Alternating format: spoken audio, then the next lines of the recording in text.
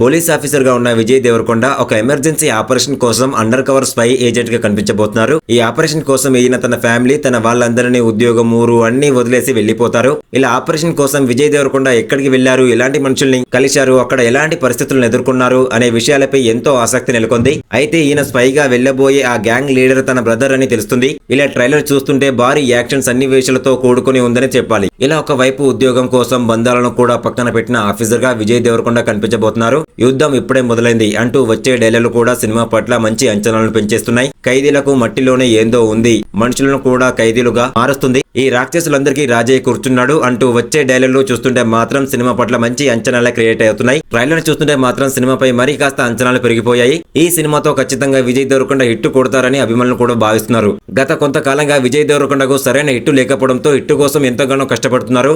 విజయ్ దేవరకొండ సైతం ఈ సినిమా పైనే బోలెడు ఆశలు పెట్టుకున్నారు. మరి ఈ సినిమా విజయ్ దేవరకొండకు ఎలాంటి సక్సెస్ అందిస్తుందో చూడాలి. మరి ఇక విజయ్ దేవరకొండ చివరిగా ఫ్యామిలీ స్టార్ అనే సినిమా ద్వారా ప్రేక్షకుల ముందుకు వచ్చారు. ఈ సినిమా అనుకున్న స్థాయిలో పెద్దగా ప్రేక్షకులను ఆకట్టుకోలేకపోయింది. విజయ్ దేవరకొండ చివరిగా అర్జున్ రెడ్డి, గీతా గోవిందం సినిమాలతో సూపర్ హిట్ అందుకున్నారు. ఈ సినిమా తర్వాత ఈ స్థాయిలో సక్సెస్ మాత్రం అందుకోలేకపోతున్నారు. ప్రస్తుతం కింగ్డమ్ సినిమా విజయ్ దేవరకొండకు మంచి సక్సెస్ అందించాలని అభిమానులు కూడా చాలా వెయిట్ చేస్తున్నారు. మీలో ఎవరైనా కింగ్డమ్ ట్రైలర్ చూసినట్లయితే మీ అభిప్రాయాన్ని కామెంట్ రూమ్ లో కామెంట్ చేయండి. నచ్చితే లైక్ చేయండి, షేర్ చేయండి, సబ్స్క్రైబ్ చేసుకోండి. కొత్తగా వచ్చిన వాళ్ళైతే ప్లీజ్ ఒక లైక్ చేయండి, షేర్ చేయండి, సబ్స్క్రైబ్ చేసుకోండి. Thank you.